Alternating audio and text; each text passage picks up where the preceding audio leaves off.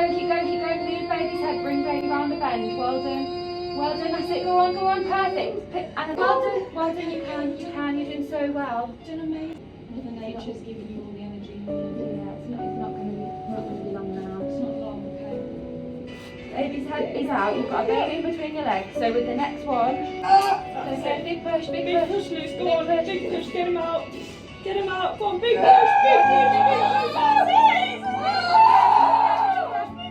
I'm going to pass him to you. Let's get ready. Okay, baby. It's really separate. Well done. You did it. Just watch out for baby's really separate. Congratulations. You did it.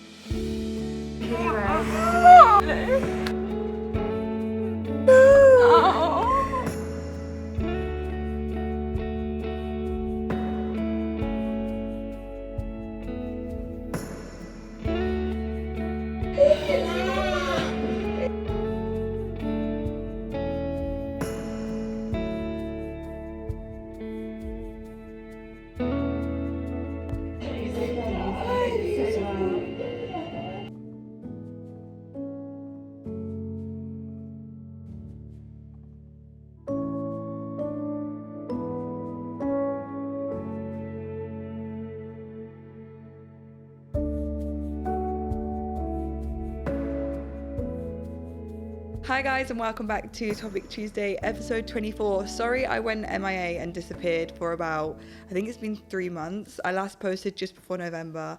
Then I went away for my birthday, and in that time I found out I was pregnant with baby number 2 and was really sick. Just your typical pregnancy nausea, and couldn't even get out of bed, let alone put a bit of makeup on my face to come and film. But I'm finally feeling so much better now. I'm 21 weeks. I can't believe I'm over halfway. It's gone so quick, and I'm in the second trimester and feeling a lot more alive.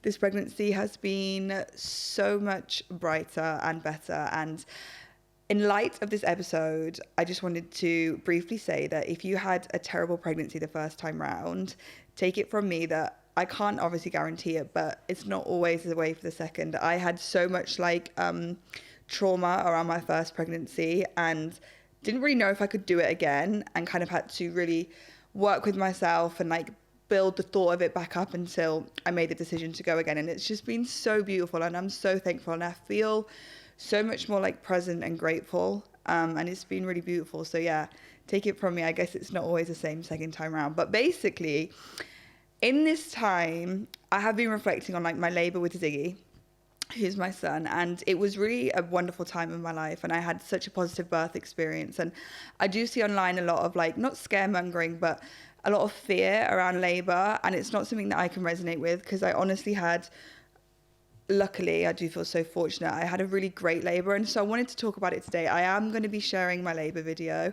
I know, that's a bit wild. It's going to probably be you probably already watched it at the start of this YouTube video. I'm going to have clipped it in, Trey will have clipped it in. And I know it sounds a bit wild, because it really is the most vulnerable part of me that you will ever see. But because it was such a great experience, and I am an open book, and I basically share everything. I just thought I really have a part of me that wants to share it, because if I can just help one woman, empower them to feel confident in delivering their baby, then that's a good job done, in my opinion. So I'm going to go over my labour really briefly. This episode will be nice and short and sweet. I won't waffle for ages. And then I got some lovely questions written in, and I'm going to answer them. I guess this is going to be a bit more of an educational one, which I feel is, to me, the most important part of labour. And let's start. When I got pregnant with Ziggy, Ziggy wasn't necessarily planned, although he was by the universe. I didn't have a clue about pregnancy. I didn't have a clue about labour, and I felt really uneducated and quite alone in my thoughts as to what was going on. I felt at that time in my friendship group, when I was pregnant, I was the only one really, and I felt quite isolated and alone, and I was quite scared. I'll be really honest, I was quite scared. And then obviously I had pretty pants pregnancy with Ziggy. I was just basically sick and bedbound for most of it. I just felt awful in myself. But when it came to labour, I had a really, really beautiful experience, and I kind of want to talk to you guys about the things I prepared for that. So at the beginning, initially, I had no clue. I had no idea how you give birth. I have no idea about the women's body and how it works. Honestly, I didn't even know what dilation was. I didn't really know much about the cervix, placenta. I didn't know you birth your placenta. I didn't know anything. So what I will say is the first initial step I took in preparing for labour, and this is something that I feel so passionate about because I feel like it based my labour, was hypno-birthing. I was very, very passionate in having quite a natural, I don't say natural labour because every labour is natural, and sometimes it's actually taken out of our hands as women, i.e. if there's a major medical complication and you have to have a C-section or whatever. They're all natural labours, but I was quite keen on pushing. I really wanted to have a go at getting Ziggy out. How do you say vaginally? Vaginally? I don't know, vaginally or vaginally? Vaginally, I think sounds better. I really wanted to. I just think it's something that in life I wanted to experience, and I thought I need to prepare myself in the best way possible. So basically, I booked a hypno-birthing course, and I think this was the basis. It was like all the major ingredients as to how I got Ziggy out. Now, hypno-birthing is all about like being in tune with your body and understanding how like natural things and like literal things, i.e. Smells and sounds, and i.e. music or an incense burning, we can be in touch with our bodies, and knowing what's going on during labour and how to trust in it.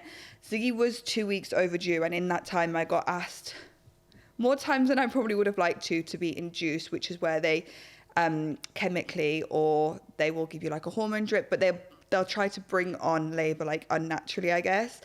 And it was from my hypnobirthing that I learned so much, that I had so much confidence and power to say no, because I really believed that he would come when he's ready and when my body was actually ready to push him out. And I think with induction, and I don't want to like trigger anyone by saying this or anything that I say in this podcast, this is more than just kind of just like my experience and my opinion, but with induction, unfortunately, in my opinion, I feel like it makes your body go in to do something that it's not ready to do, because it kind of like artificially brings on the process. So through the hypnobirthing, I felt really, really passionate about saying no to induction and just trusting in my body. Now, I knew where my limits were. If it went on too long and it got more serious, then obviously I would have been smarter, but I kind of knew in that 2 week window that to trust in it. I really, really believed in that.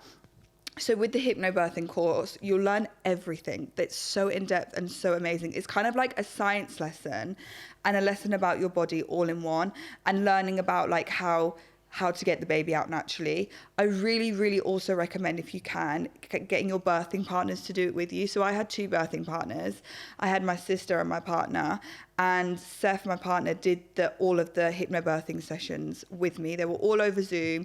We kind of like just got on the couch with snacks and like just kicked back. And Hannah, who I did the hypnobirthing session with, did it all over Zoom with us.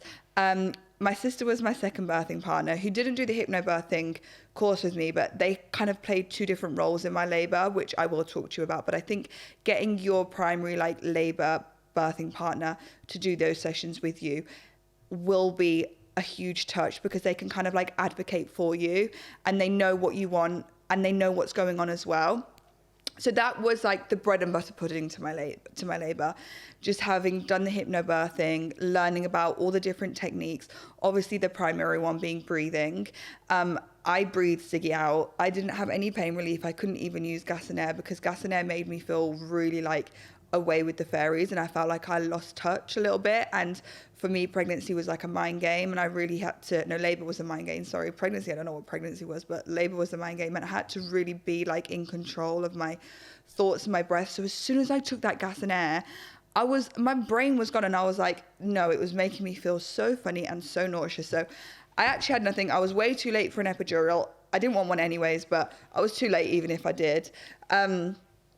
So I did it pain-free, and the breathing and learning how to breathe in labour was like key, because you can expand so much energy doing it the wrong way. And it's all about being in tune with your mind and your body and your breathing, and knowing when and how to breathe to push the baby out. So that was the bread and butter pudding. Labour, hypnobirthing. I will scream about it till the cows come home. My sister's currently pregnant. And I said to her, you have to do a hypnobirthing course because you will learn about everything. So that was the main thing. Second thing that I really want to talk about, because I just think it was one thing that my mom said that like really resonated with me. And again, I think it was pivotal in my labour, but she was like, don't sit down, because she was like, gravity will do most of the work for you. And I know we see in lots of labour videos and in lots of videos in the movies about labour, women are kind of like lay on their back and their feet are up in the air and they're pushing when they're lying flat. But you've got so much more to work against because you're pushing against gravity as well, if that makes sense. And I know why they do it, so nurses and midwives and doctors can get a good look. And I know it's necessary in some senses, but if you can do it, the hypnobirthing, not natural, but the way you want to. I stood up my whole labour. I couldn't actually sit down. My body wouldn't let me. It was way too painful.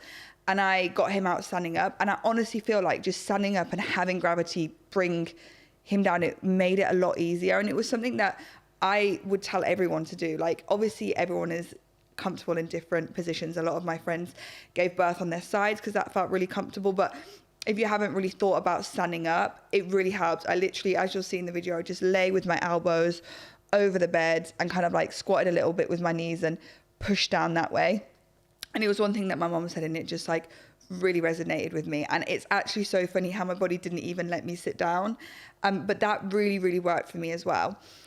Another thing that I would really, really, really scream about till the cows come home is that there are so many like pre-labor exercises that you can do, and I think are so imperative in helping a baby come out. There are so many online. If you're on TikTok, you can literally type it in the search bar and you will see so many people repeat the same ones, but it's all about kind of like the hip opening and all like the pelvic floor work. I worked out throughout my whole pregnancy with Ziggy. I don't actually know how, but I actually had the energy to. And I think, first of all, being active in that pregnancy helped a lot. But towards the end, I did a lot of like pre-labor exercises with the Bosu ball. I think that really, really helped in preparation because your cervix is going to dilate to 10 centimeters and you're pushing out a big bobber. I mean, Ziggy was 9 pounds. So I think all those exercises really, really helped. Someone wrote in and they said, did you do the perineal massage? I think I've said that right. And I actually didn't. There's one thing I didn't do. I don't know why. I just didn't really feel like connected to it and wanted to do it. And it's basically where you massage like the perineum, I think it's called, to reduce the risk of tearing. I think I've got that right. Please correct me if I'm wrong. But I did tear. I think I had a 2nd-degree tear and I bled quite a lot and I had to get stitches. So actually maybe that would have helped me, but I didn't prep by doing a perineal massage at all. Usually they say to get your partner to do it because they can see and do it better for you, but it just wasn't something that I felt like, oh, that's something that I really wanted to do. So those were kind of like the preppy things that I did. I kind of had in my mind what I wanted to do. I did all the hypnobirthing, learned about everything to do with the women's body. As I say, it's basically like a science lesson and tells you like how a women's bodies works when it's preparing for this.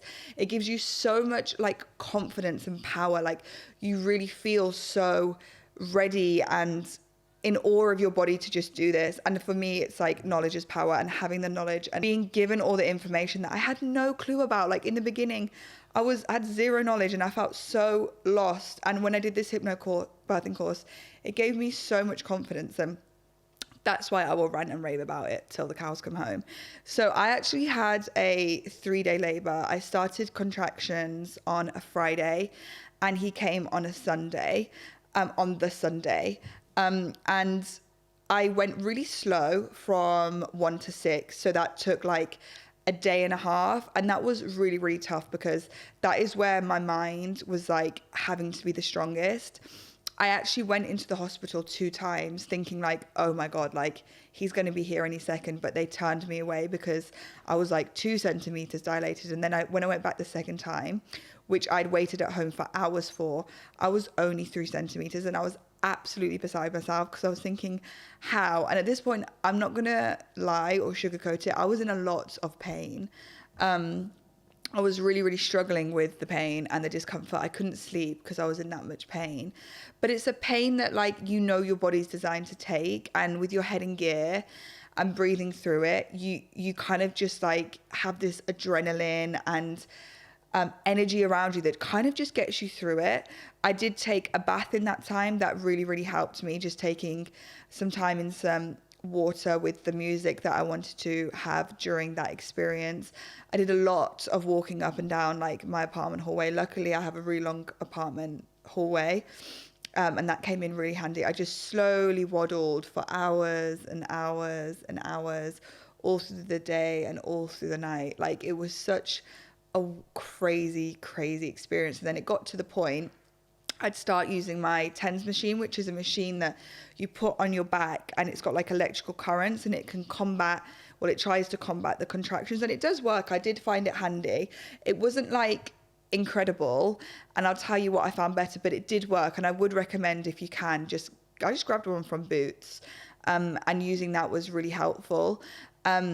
But it got to a point, I remember it so well, which is so interesting, because normally they say that labor deletes from your memory because of the trauma and the pain, but I actually remember mine. It got to really late on the Saturday night. It was past midnight, and my sister and Seth, we were really toying with the fact and like whether we go in the third time, thinking that we would probably get turned away again, because at this point it had gone so slowly. And it was actually Seth that made the call, and he was like, I don't think this will be the time we get turned away, because things had really ramped up. I was mooing like a cow in the apartment, and he said he kind of felt like it was go time. And I'm so glad he did, because we got in the car, and that was a really painful drive, because as I say, I couldn't sit down, and sitting in the car was really tough. Luckily, it was only like a 10-minute drive to the hospital. So we got to the car, we got to the hospital. I went straight to triage, and I was like, I think it's time. So they put me into a room. She checked my cervix, and I was 6 centimeters. Luckily, you can stay in then. And they said, okay, let's get you straight to the labor ward. I did kind of want to go into the birthing suite, because that mirrors the whole hypno-birthing experience. You can have the pools, and it's all very kind of like a non-medical environment, but it was closed. That didn't really faze me though. I was kind of just like, whatever. I went into a labor room, which was of course more medical, kind of had like all the equipment, but it was really nice. It was really spacious. Quite calm, quite chill. I met my midwife. She introduced herself. She was called Heather, and she was a youngish lady, kind of like probably my age-ish. And I kind of like connected with her like immediately. I knew she wasn't going to be like a soft and warm and cuddly midwife, but she was quite like straight to the point and frank with me. And I think she used a bit of like reverse psychology to like actually get Ziggy out. I'll explain that in a minute. So we got into the room, and she actually banded me up, which is where they put the bands around your belly to check baby's heartbeat. And I found it so irritating. I kept saying to her, obviously I'm kind of spaced out at this point. I'm like 2.5 days no sleep. I've been in labor for like almost 3 days. I'm in so much pain, and I was a bit spaced out, and I kept saying to her like, these are really irritating me, and I kept trying to pull them off. She kept saying to me like, Lucy, you have to keep these on. Like, this is how I know like if Ziggy is okay or not. And if you keep taking them off, like it's going to put him at risk. And I even got to the point, it got to one stage, and I really like felt the need to go to the toilet, but I don't know if I said it to her because I just wanted to take the bands off again. And I was like, okay, well, I need the toilet, so can you take the bands off? She was like, yeah, I can take the bands off for you to go to the toilet, but then you have to come back. So she took the bands off, and I went to the toilet. At this point in the labor room, by the way, I got stark naked. Don't know why. I couldn't have any clothes on me. I was butt freaking naked. I feel sorry for this woman. And I was just kind of like stood, like dawdling like this, kind of leaning over the bed when I needed to, just kind of like slowly swaying side to side. I couldn't sit down. I couldn't lay down, but I went to the toilet anyway. She took the bands off me. And Seth came with me, and I sat down, and I said, ooh, I put my hand down below, and I felt like a head. And at this point, I had kind of felt like the need to push more. So I asked Heather, I said, hey, can you come and check this? And she came to me in the bathroom. She was like, Lucy, you need to get off the toilet. Like, that's baby's head. And I was like, oh, wow. So when I got to 6 centimeters, I went from 6 to 10 super quick. So I went super slow from 1 to 6. And then from 6 to 10, I went uber quick. And it was like push time within like 40 minutes, which I'm very thankful for, because if it took longer, I don't know how I would have. I think at that point, I was out of energy. So I got banded back up. I was leaning over the bed, stood up, kind of swaying side to side. Then my waters broke. At this point, I don't know if I got down on my knees to break my waters. I think I was on my knees, and it was like the one out of the movie where it's just like a whole freaking waterfall. Because I know sometimes ladies' waters break and it like trickles. No, this was like a full-on waterfall everywhere. So that all got cleaned up, and then I stood back up, and that was when the push phase was, and he was out within like, I think 15 minutes. And that was where like the breathing from the hypno-birthing and those techniques really came in handy, and my head was so in check. Like no one, like you couldn't have said anything to me in that stage. I had my sister there and obviously Seth. Now, one thing that Seth did that really helped with my contractions, and I do see it online sometimes, but I don't see an awful lot amount of people talk about it, but during a contraction, he counteracted it by pushing pressure on my lower back. And now I feel very lucky because he is 6'5". He's got huge gigantic hands, and he's very strong. So when I was contracting, he was literally able to counteract the transaction just by putting his hands on my lower back and squeezing the other way, and that was the best pain relief for me. It wasn't gas and air, obviously didn't have anything else, but that was the best pain relief. It gave me so much relief. So that was Seth's jobs pretty much the whole time until Ziggy was like coming out of my vagina, and then obviously he took a step back, and my sister was just like my little cheerleader, and I think the two of them worked really, really well together. Obviously Seth was cheering me on the whole time as well, but Lydia's very research based. She's very data. Was the whole time on her phone, like checking things during the 3 days, making sure that like when my mucus plug was released, it was okay. My mucus plug, by the way, which is something that comes out when you are going into labor, came out at home, and it was just like, it just looks like a stringy, disgusting, like octopusy seaweed thing that came out at home. So that was already out, but my sister was very much kind of like on the information and just keeping us in check and just cheering me on, whereas Seth was a lot more hands-on. My sister didn't really come near me other than like helping me with the fan or giving me a drink. And yeah, I just stood on my 2 feet and I squatted a little bit, and I just breathed and moved him out, and it was the most like euphoric, incredible experience that I can't even really believe I did. And I think still to this day when I look at him, I'm like, wow, I actually did that. And he came out, you'll see in the video, he came out under my legs like a basketball. She passed him through my legs and he came up onto my chest immediately. I was still stood up at this point, and it was just like, I felt like I conquered life at that point, and it was absolutely incredible, and I absolutely like loved it. That whole 3 days of pain just was nothing. That moment was everything, and I was just so thankful. During the push phase, this is where I feel like my midwife worked quite well with me, because she used quite a lot of like, I don't know if she's used reverse psychology, but she was kind of saying to me like, you're not pushing down enough, you're not pushing hard enough. She was like, you need to push harder, otherwise we're going to have to intervene. And I really didn't want intervention. That's kind of when their doctor comes in, and they can use like clamps to get them out, and they have to get you on the bed, and they have to literally pull the baby out. And I just really didn't want to do that. I was like, I've come this far. And I kind of looked at her as if to say like, bitch, there's no doctors coming in this room.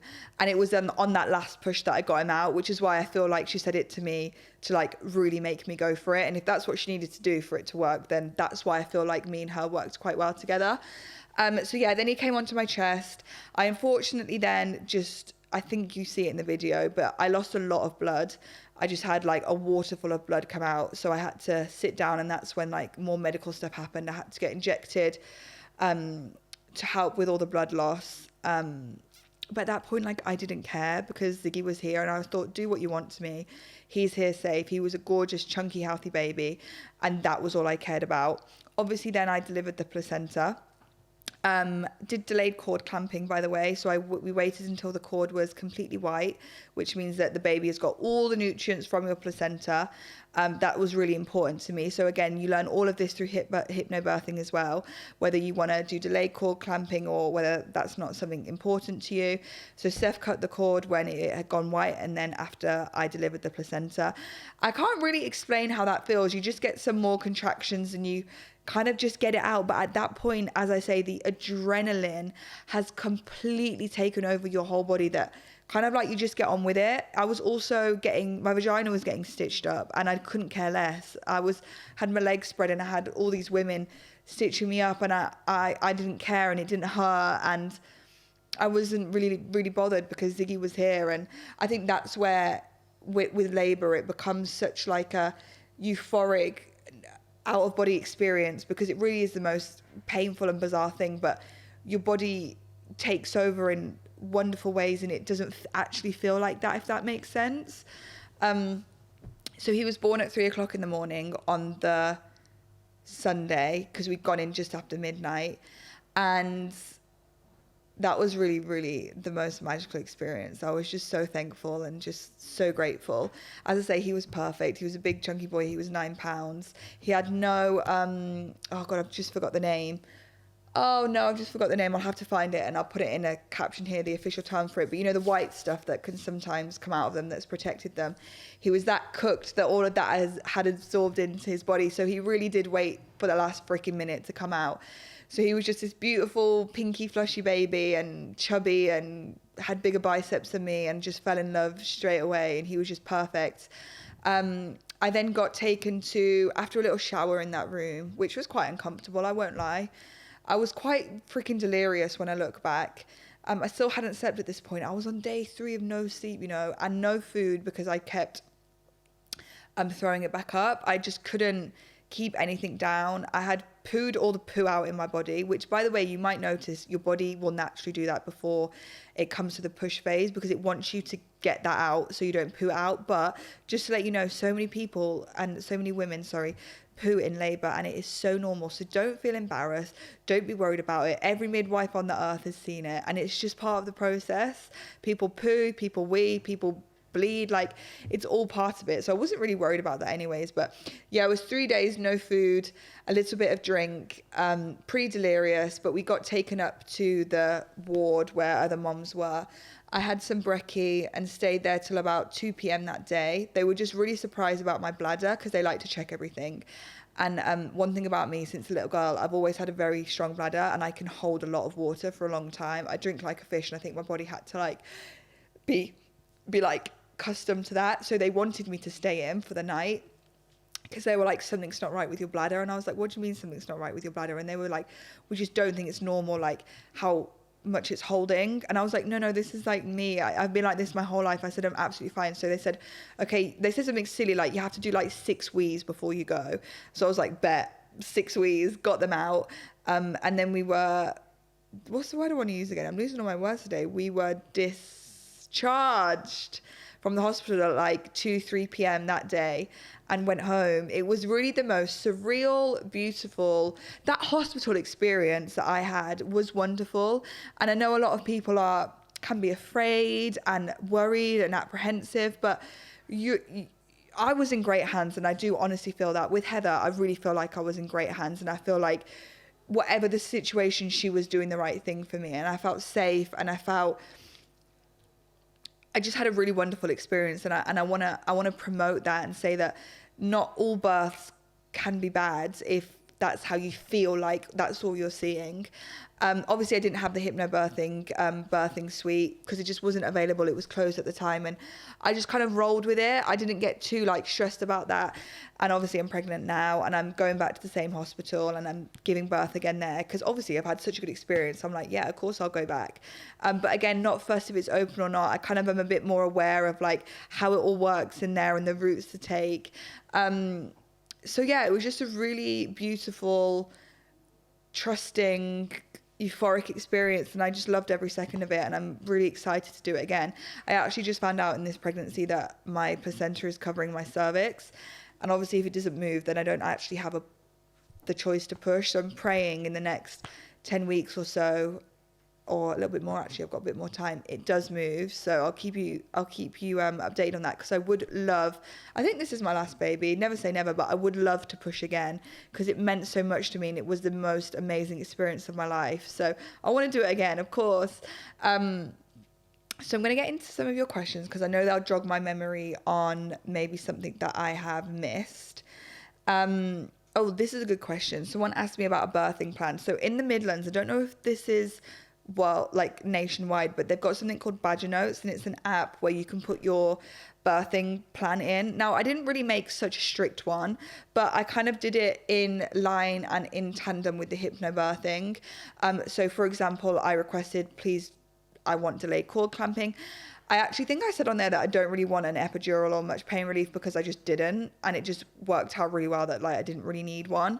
So I did do a birthing plan, but it was really, really loose. I was quite like open in my mind. I was aware of all the avenues I could go down. I knew what I wanted, but I was also realistic with myself.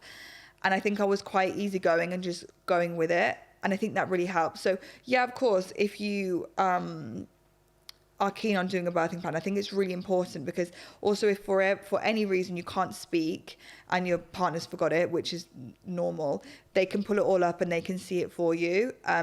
So any really key notes that you want to put in there, I would. Another one that was on there was about like the vitamin K, which is what they like to inject babies with when they're born, and I put no to that. So it's kind of just like things like that, which I think are really useful, and if you prepare for it, then definitely do a birthing plan. What kept you going during transition? I honestly think it's sheer determination and Mother Nature. I don't think it's anything else. I knew what I had to do. I knew what the main goal was. I'm quite stubborn and strong-minded in that sense, and I just wasn't going to stop until he was there. But I also think it's a lot to do with Mother Nature, and your body just kind of takes over in ways in which I will never be able to describe, but it's what we're designed to do as females, I guess. So I wouldn't say it was like food or drink or energy or resting or sleep, because I couldn't do any of that. And in hindsight, maybe it would have been nice because it would have given me a bit more energy. I was shaking to get Ziggy out because I was on pure adrenaline. My knees and my whole body were shaking. But I honestly think it was just like the breathing and keeping my head in gear. You could have told me any information and I wouldn't even blinked, because I was so on it with my goal and nothing was going to change my mind. And that again was through the hypnobirthing. How was your labor recovery? My physical recovery was great. I healed really quickly. My body healed amazingly. I was really conscious of putting the right food in my body to help with recovery. Obviously the first 2 weeks, first month or so, it's really sore and you are a bit slow and you do bleed for a bit, but my body was good. It really treated me well, and I think I've looked after my body for a long time, so it kind of repaid me. The first pee was a bit uncomfortable, but wasn't like what everybody talks about, where it's the most uncomfortable thing in the world. I didn't have to like splash water on myself as I was weeing or pooing. I didn't get any is it called hemorrhoids? But what's it? Oh, they're just kind of calling it hemorrhoids, piles. That's it, piles. I didn't get any piles or hemorrhoids from the pushing, which I'm really thankful for, because I've heard that they can be really uncomfortable. So my physical recovery was really nice. The only thing that I would say is that I chose to breastfeed Ziggy. And the breastfeeding journey, which I feel like was part of my physical recovery, unfortunately, was really tough. He got checked before we left for tongue tie and all those things. And I don't know how, because it was quite bad, but they missed his tongue tie. So I did 2 weeks of breastfeeding with a severe tongue tie, which was that was more painful than labor.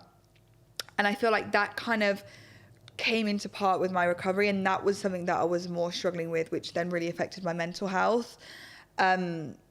So that was one thing that I've learned from. And with this baby, regardless of what the hospital say, I will have a private tongue tie specialist booked in to double check, because I refuse to go through that pain again. That was the worst pain I've ever been in my life. That was crazy. Did you know you were going into labor before it started? Yeah, I remember actually it was really well. It was on the Friday evening and I couldn't sit down. It was like nighttime-ish, coming into like going to bed. And I kept trying to lie down and I was like, oh, I was really uncomfortable. And I spent the whole night on my feet. So yeah, I knew it was labor. I thought, this is it. I was obviously 2 weeks overdue. I was getting I started contracting really early, which is why I'm surprised it took me so freaking long to get to 6 centimeters. Yeah, I knew, because it was that time and it was everything that I learned. Couldn't sit down. I was really uncomfortable. Obviously the contractions were there, and yeah, it was go time. Your best tips to prepare physically and mentally would be amazing. So I think I've touched on most of them. Physically, all the pre-labor exercises, they absolutely make a difference. I don't care what anybody says. It's Mother Nature. So all the hip opening, the pelvic floor exercises, the walking, really getting this area nice and open and flexible and strong. And then mentally, I honestly think that will all come from your hypnobirthing, because it gives you so much knowledge. Did you get an epidural and did you have a birth plan? What's your plans this time around? So no epidural, yeah, a loose birth plan on my notes, and it'll be the exact same for this time. I'd love to have the same experience. Maybe a shorter labour, because I hear the second time around they fly out and it's really quick. So I would love that, because the 3-day labour was really tough, but I would love to get her out vaginally again, and the same experience would be absolutely amazing. But of course, sometimes it can get taken out of our hands, but that is the plan. Someone wrote in saying that they know how important breathing techniques is, and I actually can't reiterate this enough. I breathed my son out. Like, I can't scream it enough. The hypnobirthing breathing techniques that you learn are all about connecting with your body for labor, and the breathing techniques that you use to breathe the baby out. I can't say it enough. It's all a mind game. And my 2 things in labor was having my head in the game and breathing him out. It's just imperative. And your breath controls everything. And not just in labor, that's in everyday life. Like, literally when they say take a deep breath, it's because your breath controls everything. Is there anything you did to prepare for labor? So just more of the same with regards to all the pre-labor exercises. Again, just put them in TikTok. You'll see loads of them, and you'll see a lot of repeats because they all are kind of similar. I stayed really active. I did do the whole like raspberry leaf tea thing. I don't really know how effective that was. I don't really think I can tell, but I did do it. I did do the whole dates thing, which can soften your cervix. But the most important things for me were just had my head in check in those last 2 weeks, because you do start to lose it, especially if your baby's overdue. You do start to get really impatient and fed up, because at this point you're so uncomfortable. But just keeping my head in check, keeping nice and calm, and doing my exercises, and that really, really, really helped. 3rd degree tear recovery. So I don't think I had 3rd degree. I think I had 2nd degree tear.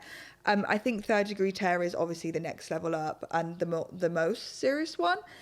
So I can't talk about recovery on that one, but go onto TikTok and type it in and you'll see so many people talk about it. I honestly think TikTok is one of the most like educational and helpful platforms now. What are your thoughts on labour interventions, newborn injections and delayed cord clamping? So delayed cord clamping, yes, because they've got all the nutrients before they actually give it a go in this world. But labour intervention, personally not something I would choose if I could, and something that I declined multiple times because I just had real like trust in my body and I knew I could do it and I didn't want anyone coming in the way of that. I know it's not one size fits all and sometimes intervention is completely necessary. I understand everyone's different, but I do think, and I don't want this to trigger anyone or anything, but I do think most of the time it can ruin labour because you're artificially telling your body to do something that it doesn't want to do. And as Mother Nature, like, we women are the strongest and most incredible creatures alive. Like, we can do it. We just have to trust in our body. When it comes to newborn injections, I don't know if you guys have followed my journey closely with Ziggy, but yeah, it's a no from me. And with baby girl, she will be getting absolutely nothing, put it that way. Things they don't tell you about. I think now, especially now in this day and age, with how we are empowering and advocating labour and women more and more, I think we see a lot of it online more now, especially on TikTok. As I say, since this app has come in, it's a lot more like information sharing. I do think we see a lot more of it. I think from my perspective, the one thing I felt a bit, I think I was pretty prepared from hypnobirthing. I think for me it was maybe like the length that it can be. I thought labour was kind of like more of a quick thing. I didn't realise it can go over days and days and days, and there's different stages to labour. I obviously did pick that up in the hypnobirthing, but I thought to myself, no, that won't be me. And then 3 days later it was. So I think that was one thing I just struggled with. But I do feel like if you do a hypnobirthing course and you do your research and you read the books, you'll know everything and you'll know most things. And I think knowledge is power in labour. Coping mechanisms and tools. So the only things I used was a TENS machine, which I used for about an hour at home. which I do think helped. I don't think it was a miracle, but I think it helped. The most effective thing was your partner counteracting the pressure on the contractions. That absolutely saved me. I didn't use any other tools. I know like a lot of people like to squeeze a comb, because with acupuncture and Chinese medicine, the pressure points in your hands linked to your uterus and stuff. I didn't use any of that. I felt like I didn't want to. Honestly, I felt like it was more of an irritant, and I was just really in my zone, and no one could touch me. But there are a lot of different coping mechanisms and tools that you can use. Did you have an epidural? I'm 20 weeks with a bad back and I'm scared it will make it worse. I didn't have an epidural, no, but I do know that they do trigger a back pain, and they can trigger a lot of serious medical, what's the word I want to use? Medical things going forward. But also, if you need one, you need one. And I think there's also a lot of people that I know that have had them, they've been absolutely fine.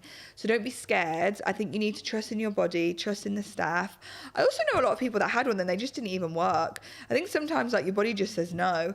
But just don't be scared. I think this is one thing with labour that I want to scream from the rooftops. If you do the preparation and if you prepare your mind and gather the knowledge, you won't be scared because you will know everything. And I think getting rid of that fear in your head when it comes to labour is one of the most important things, because this is what we're designed to do and we can do it. Like, no one can tell you different. You can do it. So get rid of that fear mongering, whatever that is around you. Get in your head, get the knowledge, prepare yourself, make sure your breathing is ready to go. Be on job, be ready. It's a serious thing. Like, don't let anyone take your mind anywhere else and you will be absolutely fine. Oh, someone asked me, would I ever have a home birth, which is really interesting because when I went last to the hospital, they said to me like, oh, you had a really positive experience with Ziggy, like you smashed it kind of thing. Would you do a home birth? And this is where I actually, although I'm all for hypno-birthing in the natural route and I'm an advocate for it and I think it's the most amazing, powerful thing in the world, I actually am not sure if I could do a home birth. And let me tell you why. For example, when I was pushing Ziggy, his heart rate started to drop quite dramatically. I think he was getting a bit stressed because I wasn't pushing hard enough or whatever. I had the medical tools around me for that information.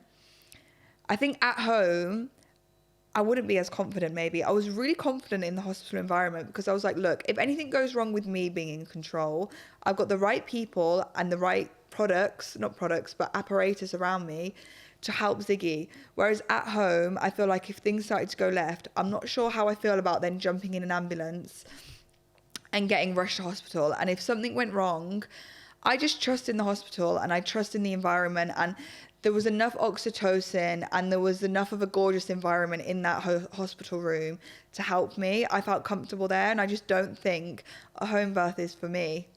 And I think that's okay, as much as I am for like pro hypnobirthing and pro natural and pro this and pro that. A home birth is not something I desire. It's not something I crave for and want. I actually want to take that experience out of my home and bring it back to my home when I have my beautiful baby in my arms. I know a lot of women like yearn for it and would love to do a home birth, but it's just not something that I really like desire or want. Although I think I could do it, I just don't really want to. So that would be a no. I'd like to know more of your post-labour. I'm really keen to hear your experience after your mental health. So I have touched on my physical health. So my mental health really took a turn. I really, really struggled. I think when I look back though, I think there was so many factors that had a part to play in it. I think if you followed the journey with Ziggy, unfortunately, like we had a really rough year with him. He suffered from severe eczema and a lot of allergies. And I think as a mom, that was so painful. And I was just really sad. And I was a hurt person. And I was just heartbroken. I then think that had an effect on my relationship, which of course will affect your mental health. I think that all felt like it was falling apart alongside what was happening with Ziggy. I think naturally, mentally, with the hormone drop, I was really struggling with some lows. But I also think they were made extra low from looking at my beautiful baby that then suddenly was riddled with eczema and couldn't sleep. I think sleep deprivation is huge. I think it's literally a form of torture. Sleep deprivation is literally a form of torture. And as a new mom with Ziggy, I was severely sleep deprived, and I'm a girl that needs like 8 to 9 hours a day to function. I'm a sleepy girl. I love my sleep. And that had a huge impact on my mental health.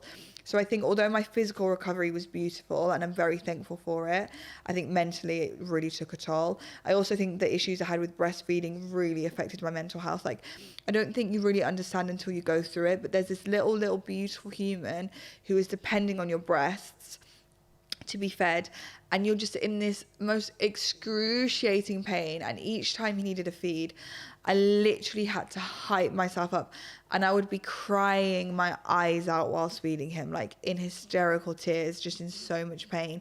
And I don't think you realize that what like that does to a woman. And although it has not changed my views on breastfeeding, and I'm going to do it again, it was really, really hard time. And I think all of those things, an amalgamation of everything, my mental health was in a really dark place. But I also think it's made me the strongest human now. And I think in this pregnancy, it taught me a lot, and I'm so much stronger.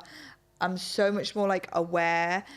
And I feel like this time around, it will be a lot different. And I'm really, really hopeful for that. I know a lot of it you can't control, because like with severe, it's like the deepest hormone drop you have as a woman, and that does affect your mental health. I think I'll be more aware. Like I know what the drill is now. I know what the baby blues are now. I know, like, my partner knows how to deal with it. I think you have a lot more knowledge, and it's learn, isn't it?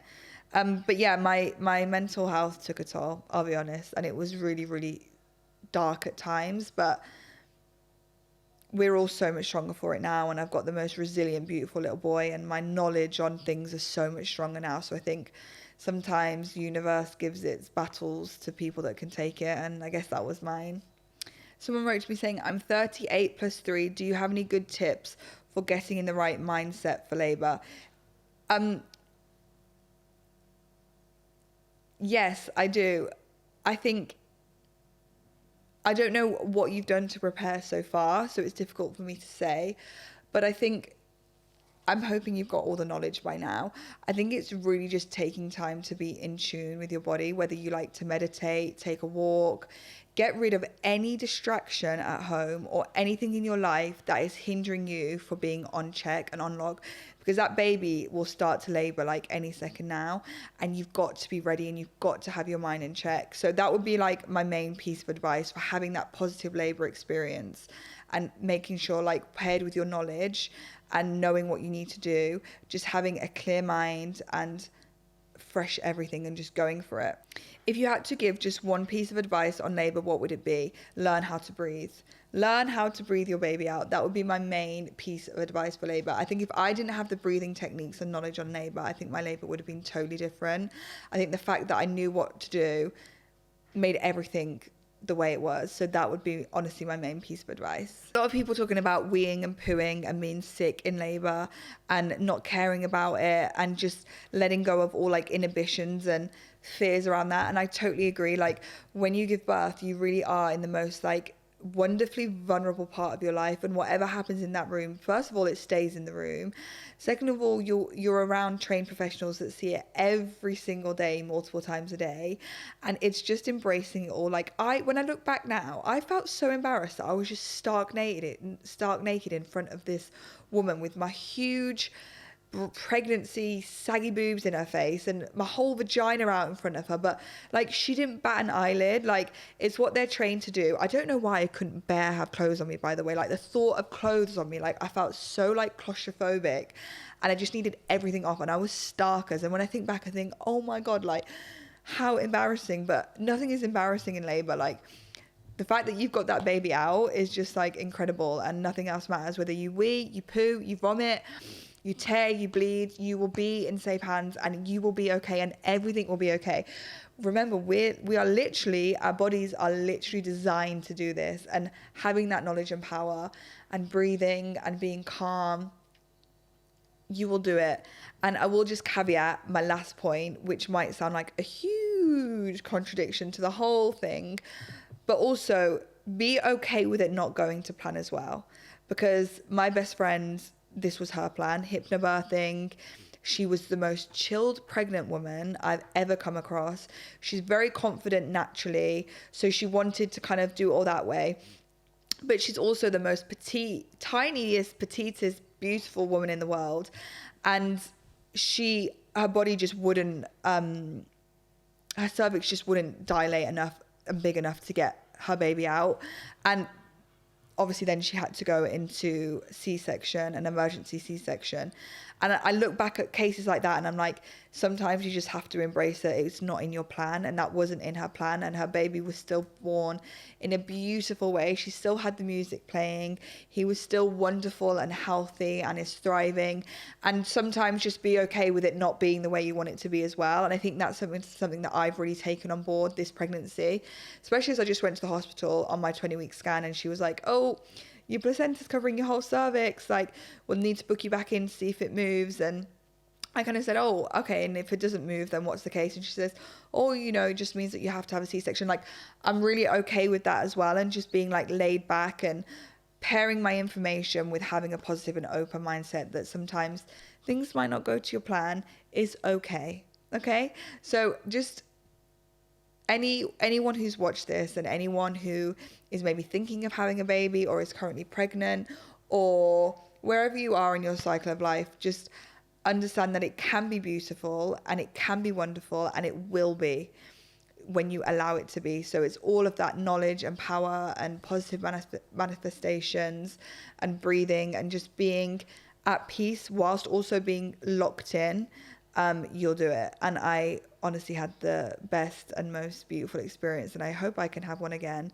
But if you have any further questions or any further thoughts, then please just DM me or drop some comments below on this video, because I do feel really passionately about it, and I will talk and rave about it until I need to, because it was beautiful. So if you've made it this far, thanks so much for listening. We'll see how labour goes with baby number 2. I plan to do the exact same thing, so fingers crossed. And yeah, I'm so excited. But ciao for now.